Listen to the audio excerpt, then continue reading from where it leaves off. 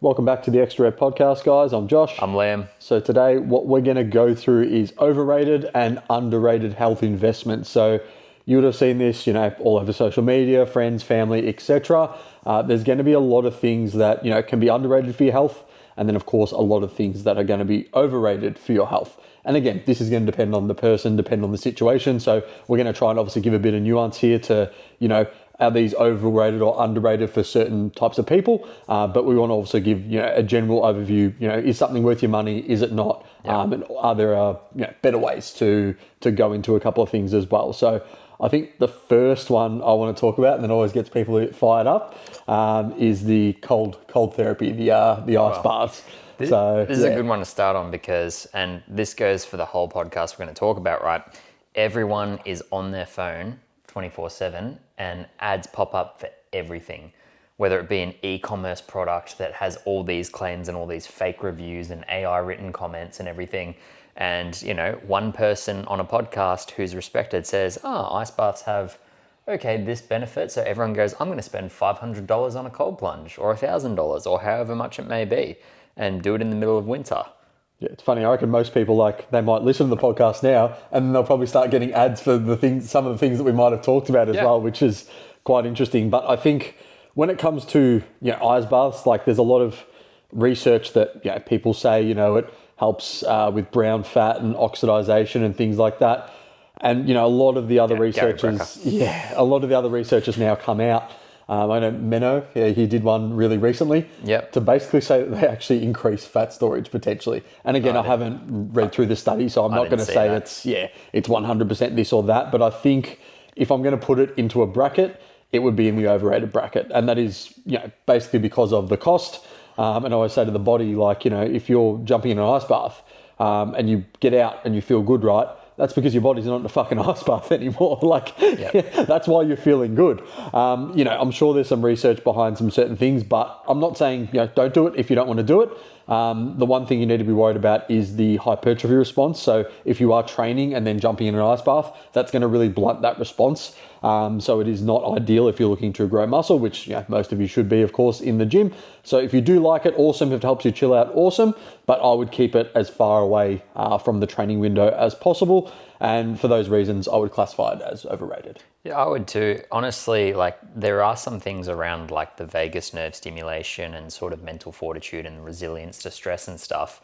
But as you mentioned, it's people get that really dopamine high release of just not being in an ice bath. So it's a huge relief. And then they get that accomplishment of I did something really hard. So I did this and, my body fought me and it told me to get out at 30 seconds and I stayed in for 45 seconds. And then I learned to regulate my nervous system by doing all these breathing exercises and everything like that. But at the end of the day, I really don't believe people are getting as many benefits for it as they think. I mean, we're now seeing that heat exposure is becoming way more beneficial in terms of everything that you just mentioned of muscle growth, fat loss, stress management, all that stuff. So cold doesn't seem to be the way to go. Well, I think we may as well go from there to the infrared sauna. I think that's a really good place to go. Obviously, disclaimer, I'm a bit biased because I currently have one sitting in my garage that I use. But the reason I do like the infrared sauna, the main thing for me is literally that's my de-stress time. I'm able to sit in there, heart rate goes up, I sweat more than I normally would, of course, and that helps with detoxification and a few other things. Especially I was getting sick a lot, so that's obviously helped with that as well. But the main benefit I find from that is literally just having half an hour off social media, being able to read a book, being able to take my time, then obviously having a shower afterwards. And that's so interesting to me. Feeling like a different man. With all the benefits of a sauna, right? The biggest one you find is, I'm not on my phone. Yeah. And just calming down. I just find that so interesting this day and age. It's there are so many benefits to the mitochondria with the infrared sauna and just that infrared light for skin detoxification, because a lot of people, unfortunately, genetic wise, their detox pathways are blocked, methylation issues are blocked, it can find it really hard. Toxic heavy metals can be stored in our organs like the liver. We can get on the whole microplastics thing as we're drinking out of a nice cup of coffee here. But people struggle to detoxify things and sauna can be really helpful for that. Yeah, I think, like I said, for example, my sauna, I'll give you guys a bit of a cost. Mine was just under $3,000, right? But and that sounds like a big investment. Black Friday. Yeah, and it is, right? It is a big investment. Also, Nook Saunas, AFN 200, if you want a cheeky discount there, I'll throw them a little a cheeky one. But there's a plug. Yeah, nice little plug for them. So no, that's fair. That's if anyone wants a good sauna, like they're really, really good. Come to your house, do it in 15 minutes.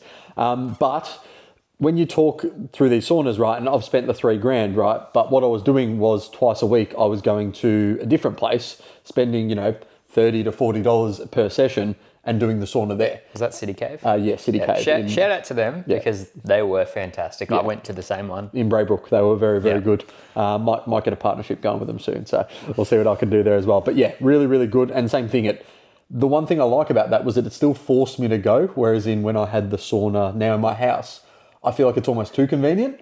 And now I really need to book time and be like, I can just do it later. When you actually book an appointment where you have to go, it forces you to actually sit there, take the hour, and then go. Because so we could segue really that onto our next topic, which we didn't actually have this one on the list, but fuck it, I'll throw it in as a curveball now. Home gym. Like the convenience of, okay, some people like to go to the gym, they have a membership, they're paying for it, they know they have to go, even though a lot of people don't when they're paying still. But some people will be like, okay, I just need to be around people, even though they don't want to be around people, like, because the equipment's been taken or whatever, but it's like, they just need that, like, in neurolinguistic program, it's called a pattern interrupt. When we can become homebodies, we work from home, train from home, everything. It's just like a pattern interrupt is sometimes just getting out of your different environment, right? And it's interesting that you've got that barrier of like, oh, okay, this is too convenient now. So would a home gym, which sounds amazing for people, but are you really going to have a hack squat machine sitting in your garage? I could see it from a cardio standpoint, like if you had like an elliptical and you wanted to say, watch TV or bike, or, you've got the walking treadmill at home because we're in winter and, forecast tomorrow is going to be 95% rain. So it's like, okay, these things can really help. So I would actually put it in the underrated category just because I think for the right person, it could be really good and from a convenience standpoint. Yeah. And I think going back to, the cost per dollar, I would have easily spent that within a year anyway. And I know now this is an investment, for the next 10, 15, 20 years. The tax discount helps as well. So it is one thing that, I would classify definitely as underrated. Moving on from that, massage guns. Yeah. I'm actually really in the middle here because of the cost, because they're so cheap and, you can use them for 5-10 minutes and it just helps. Obviously, obviously something's tight. It's going to help loosen up a bit. That's probably going to de-stress you a little bit more, regulate your nervous system a bit more. So I do think it's quite an quite effective method for that sort of thing. But I think people then take it way too far in terms of using it every day for half an hour. And then, of course, there can be some adverse benefits of being too loose, because muscles need to be tight or they're tight for certain reasons. I think they're overrated. I'll just put it in the overrated camp. For example, back when I was a PT, there was this one dude who spent $600 on a massage gun. And what he would do was he'd use it as a flex between his clients. Like he'd just walk up to his clients and just sort of like during the session, just prod on their legs and stuff in between sets and all this stuff. And I was just like, it's not doing shit. Yeah, it's funny because it's like, psychologically you'd think, something going, that'd be, it would evoke something to be like, this must be doing something, right? Yeah. And it does slightly, again, going to help loosen up things. But when you're training, you probably don't want that, right? You don't. You actually want to be tight. You want the muscles to be, contracting. So it can actually have the opposite effect. So I would say it's causing more damage and muscle fatigue by literally just pounding into a muscle while it's already just had a stressful load under it. Yeah, I think it's like I said, it's the devil's in the dose, isn't it? It's like if you're doing it for a couple of minutes at home every night to just help you de-stress, little knot in your neck or something, awesome. Yeah, if you're doing it past that, then that can run into some issues, I'd say. Is it worth $600? Now, I'm just saying, they're probably a lot cheaper than that now. I got one for $30. There you go. Yeah, but this was back in the day, and it was more of a status flashy thing. I'm talking 2019. So it's back then. This was when the massage gun hype was really sort of getting out there. It was a big thing. And again, like I said, benefits are definitely overrated at the end of the day. But a cheap excuse to just get a bit looser and probably feel a little bit better as well. Next, we will go through, we'll do water filters. So I think this is quite an interesting one because I've probably changed my mind on this a fair bit as well. I still probably sit somewhere in the middle just because, again, of the cost. But again, it's going to come down to the person, right? So say for me, I was getting sick a bit more often. We know there's, a lot more research lately to say that there's issues with our water. It's not as good as it once was, right?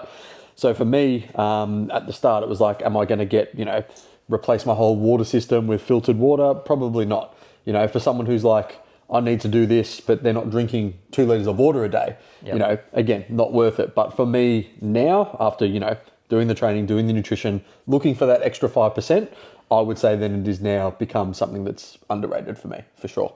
Gotcha.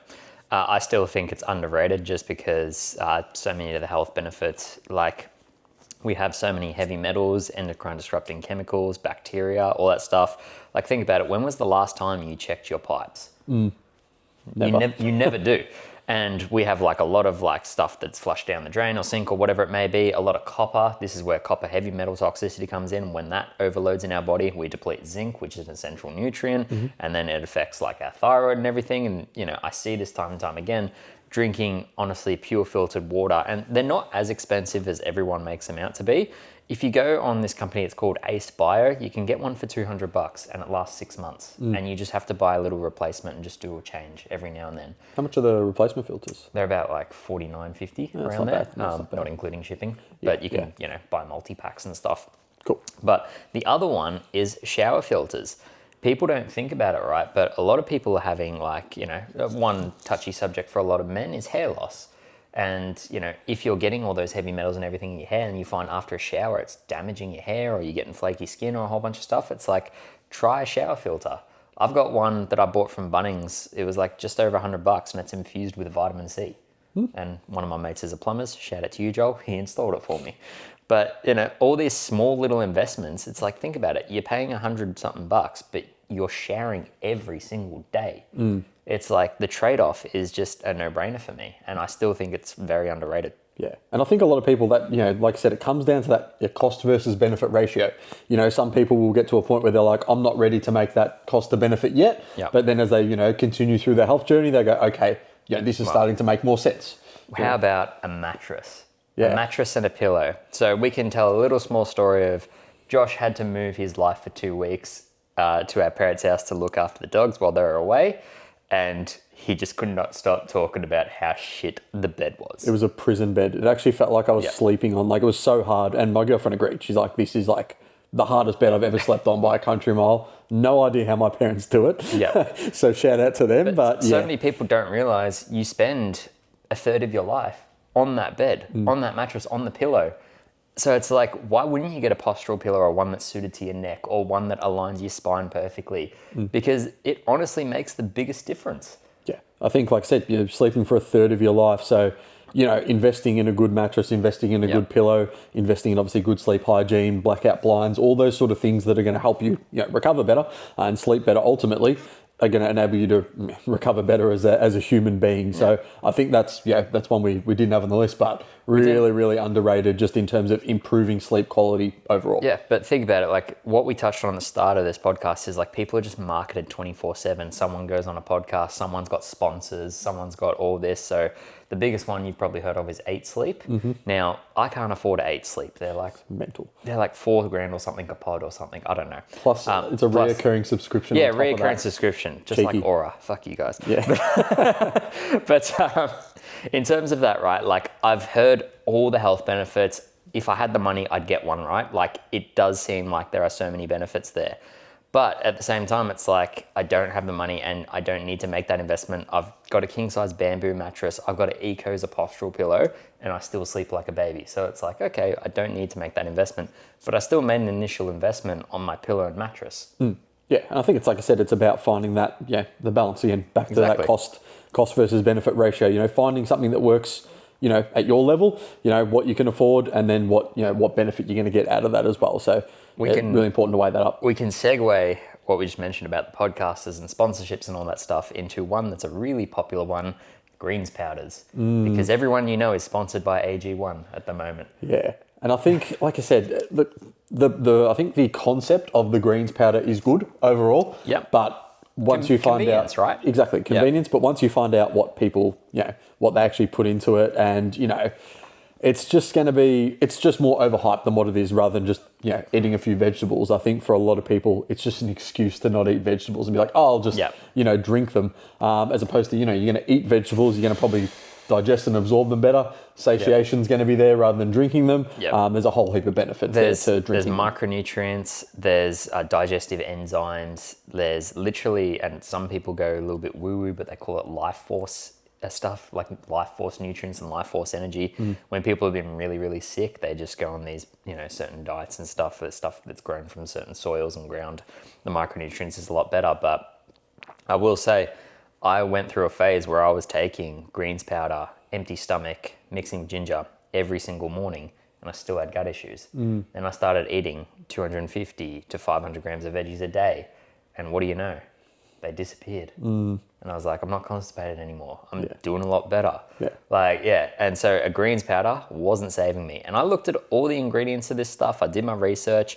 There were two ones that I really enjoyed and I thought they were really good products. But in terms of results, right, I don't take them anymore. Yeah, it's really interesting. And again, like I said, we've said it 100 times already, cost, convenience, it comes back to those sort of things. But I think for most people, like, you're going to get a much better benefit just having vegetables rather than, and you're probably being marketed and sold a green powder for someone's, 10% discount so they can get an affiliation code as well, which I find interesting. We could talk about that, right? Because there was a study that came out where they tested AG1 specifically, and it had like 9 times the amount of heavy metals that was recommended by the FDA, or at least regulation from a safe consumer standpoint. Herbalife killed people. Herbalife. That was a big one. I mean, but Cristiano Ronaldo endorses it, 500 500 million followers or whatever. So it's that sort of thing. It's the hard. I didn't know he endorsed that, but well, he did at one point. Well, money talks. Of course. But sign the contract. But that's the thing, right? Like, you are constantly marketed to by so many people, and it really just does come down to, like, who do you trust? Like, do you trust that the person is not a salesman? Are they in business for the right thing? Did they create a product that they're like, okay, the market doesn't have these products, but we will create one, essentially. And that's where I've seen with greens powders. I've come to the understanding that I think they're overrated. Yeah, for sure. In the overrated category for me. I think the other one I want to cover is electrolytes. So I found, for me personally, this was one where I probably find slightly underrated because they're generally a bit cheaper and you can get a pretty decent load of sodium potassium, because when people train, like, the main reason is they are always going to be, potentially dehydrated, depending on when they're training as well. If it's first thing in the morning or after work, they're either not drinking enough water, not keeping hydrated. Obviously, as a society, we don't have an issue with sodium, right? No. A lot of the packaged food and that, so we don't have the issue there. But more potassium and magnesium, especially, like I said, around that training window, I find for, you get probably, 40 serves for $40 these days. So for $1 a serve, depends on which one, of course. But I think it's Rule 1 Lights I've used, and then I've also used the bulk nutrients ones, which obviously contain calories as well. So when I'm bulking up, I can use that as well. And the calories, of course, are just coming from mainly sugars and the carbs, and glucose, which is fine. But I would say probably over anything, I'd probably say they're underrated, provided you can absorb them in your gut, and you're someone who generally knows you'll probably get another 5-10% out of it just because of the dehydration effect around training. Definitely. I mean, you want one with a higher potassium ratio to sodium ratio. A lot of them just go 200 milligrams of sodium, 80 milligrams of potassium. It's like, no, you want that kind of the opposite. And I will say, like, you look at hydrolyte tablets, they're so convenient. You get them from any chemist warehouse, but a lot of them do have like the 15, 20, 25 grams of sugar purely from the glucose. But it's like, okay, it's still sugar and calories. You do need to take that into consideration. The ones you mentioned are brilliant because they are pretty much 0 calories, or they have something added to it. I use the ones by Seeking Health, or my favorite of all time is Ghost Hydration.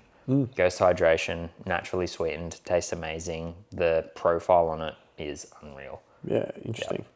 I think we're going to continue on this sort of supplement route, and we're going to talk about multivitamins, because I think these are, you really teeter sort of in the middle, I think, of these, because it's really just about the brand you pick at the end of the day. I think a lot of people... Does it actually contain the vitamins in it? Yeah. This is the hard part. Exactly right. And you find, again, with multivitamins, there will be multiple vitamins. So some of these vitamins, I don't think people realise will compete to enter the bloodstream as well. So it's something that, you need to be... you need to think about, because if you're getting a certain type of magnesium, then a certain type of potassium, and then a certain type of something else, and then there are things competing, it says there are 200 different vitamins and minerals here, but maybe only 30 are getting absorbed potentially. Yep. And then you might not be having it with fats, which again, a lot of them might be needed to be absorbed as well.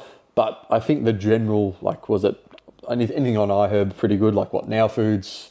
Thorn. What else have we got? Bioceuticals, very good. Bioceuticals is good. In terms of a multi, I'd actually just give it to those three. Yeah. There's like other like natural sort of beef multivitamins from like Chief and stuff like that. They do like kind of like nature's multivitamin, which is like beef organs and stuff, which is a really high bioavailable form of them. But again, you could have potential for overload if you don't need some of them. Yeah, for sure. Pre-workout, I reckon that's a very interesting one. Yeah, I would say they're overrated as well. Yeah. But the reason being, you can probably get the same pre-workout out of just coffee. Yeah. And I feel like that is a much better source. And a lot of people, they're adding in fat burners, they're adding in, all this stuff that generally is just making you sweat a bit more, right? So yes, you may burn another 20 calories throughout the day, right? But I think it's the illusion the fat burner creates, right? It's creating that illusion that like I'm sweating, it's raising my heart rate, so it must be doing more. Yeah. When generally speaking, for me, I know people are different, but if I have something like a pre-workout and I've got too much stuff going on, like I can't concentrate, I get anxious and I'm jittery and I can't perform at my best. So I find caffeine with L-theanine is a great little sort of, you watch my video. Yeah, I've had the caffeine L-theanine capsules for years. But yeah, they're a really good one as well. Caffeine L-theanine capsules basically gives you obviously the boost in performance with caffeine, and then L-theanine sort of helps calm you down a bit. So it's a bit more of that sort of drive and focus without the jitters of, like the beta-alanine and other things that, they just put in. And again, you don't know what's in it half the time. A lot of them, aren't really tested well, and not really knowing exactly, what the ingredients are and what the dosages are too. Yeah, I mean, you're honestly paying for expensive water or expensive caffeine at the end of the day on a lot of these things.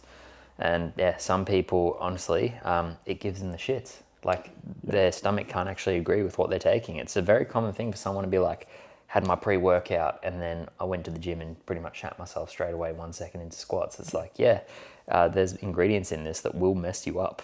Yeah, and I think that's what people don't realise. It's like if their digestion's getting affected, then it's still going to affect your performance in one way or another. So it is one thing where I think especially when you're training at night, it's like if you need a pre-workout to do that and like get you pumped up, it's like just be careful, because again, that's going to then go into your sleep cycle and you're probably just getting yourself further and further down into that like debt of recovery and fatigue, and it's going to take a long time to bring that back, because then you're going to want another scoop, then another scoop.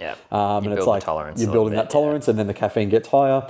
You sleep, even though if you're sleeping the same amount, your quality is just getting lower and lower, and that's why you're always fatigued, and you might not be progressing in your workouts and wondering what's going on. So something to really look out for there. But overall, I'd say they are definitely overrated. It's good that you mentioned that, because people don't realize like it's a slow burn. It doesn't happen overnight. It's a real slow burn of like, oh, maybe I feel like another one today, or I feel like I need a little bit, like maybe 1.5 scoops to get it going. And then 6 months later, you realize, your nervous system's shot. Yeah, exactly right. The same thing happens with caffeine. So it's one thing to just be aware of.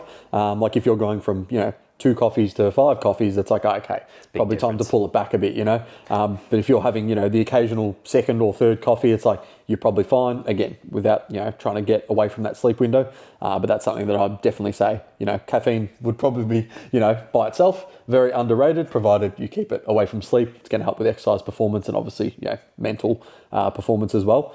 One thing I do want to talk about in terms of not just physical, but mental performance is creatine.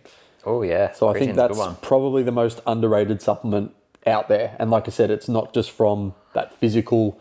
I guess the easiest way to look at it is creatine's probably gonna give you another rep or two in the gym. Is the easiest way to sort of look at it in terms of performance. But a lot of the research now has been shown cognitively, especially for people who are say 40, 50 plus, really improving their cognitive benefits as well, which I find really, really interesting.